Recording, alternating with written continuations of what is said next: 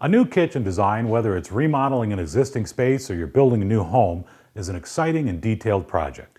You want your new space to function well for your needs, accommodate your lifestyle, and reflect your personality. Accurate measurements are the foundation for a great kitchen remodeling project. But don't be intimidated. If you can read a tape measure, you can measure your kitchen. The floor plan communicates all the details of your existing walls, doors, windows, and obstructions to your designer. Your floor plan can be a simple, rough drawing of your space. It doesn't need to be to scale, it just needs to be neat and clear. Remember that only accuracy counts, not artistic talent. Feel free to start with a rough draft and use a pencil for easy changes. Always use inches. For example, 2 feet 6 inches equals 30 inches, and 30 inches is the dimension that you write down. Along with your floor plan, provide photos of your entire existing space. Photos are extremely helpful for your designer and allow you to have before and after pictures.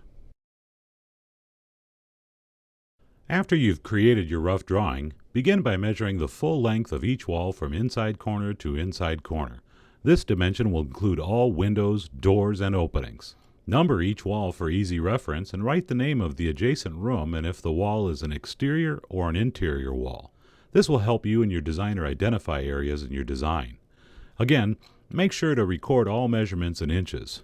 After you measure the overall length of each wall, then measure the wall in segments, such as a corner of a wall to a window.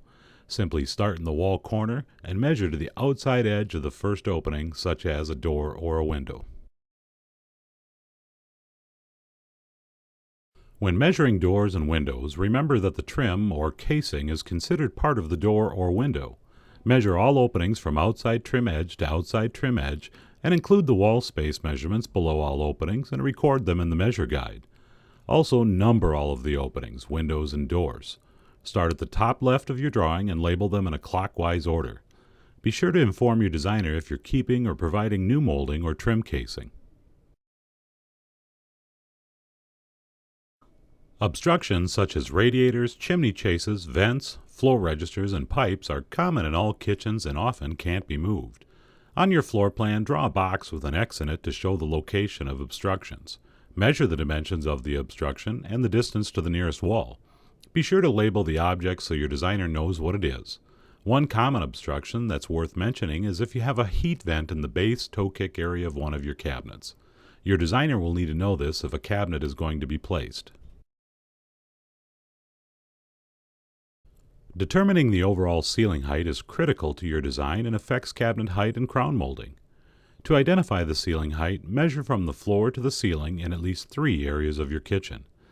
In this kitchen, they have a vaulted ceiling where we just need to determine where the wall ends and the ceiling begins. Measuring in 3 areas is especially important with older homes. Ceiling heights, even in the same room, can vary greatly. If you currently have soffits above your cabinets, make sure to measure the height and depth in several areas and make note in the measure guide if you plan to keep them. Utilities and mechanicals generally relate to water supply, power sources for appliances, heat and air conditioning vents, electrical outlets, and light switches. Existing locations need to be provided and then measured from the nearest corner or edge of the wall to the center point of the utility or mechanical. Also, indicate the height above the floor or below the ceiling, whichever is closer. Using a symbol from the measure guide legend, indicate location on the floor plan of each utility and mechanical. To avoid confusion, you may want to draw a separate floor plan. Inform your designer if you're moving any utilities or mechanicals and check with your installer to make sure that they can be moved and to get a price estimate. Appliances play a key role in the final kitchen design. Your designer will need to know the dimensions, especially with the refrigerator, which can vary greatly in width, depth, and height. Whether you're buying new appliances or using your existing, knowing the dimensions of each appliance will help ensure the overall accuracy of your design. Dishwashers and ranges tend to have standard sizes, but refrigerators, microwaves, vent hoods, and wall-mounted ovens can vary greatly. Width, depth, and height will need to be provided to your designer. When it comes to lighting, make sure you communicate to your designer if you'll be moving any fixtures or adding lighting, such as under-counter cabinet lights. Other considerations related to light fixtures are additional switch plates and electrical outlets, including GFI outlets. Feel free to ask your designer any questions to help confirm what areas need to have additional lighting, such as island and workspaces. Remember that Click Studios provides an easy-to-use, step-by-step how-to measuring guide that can be used as a companion to this video and downloaded from our website.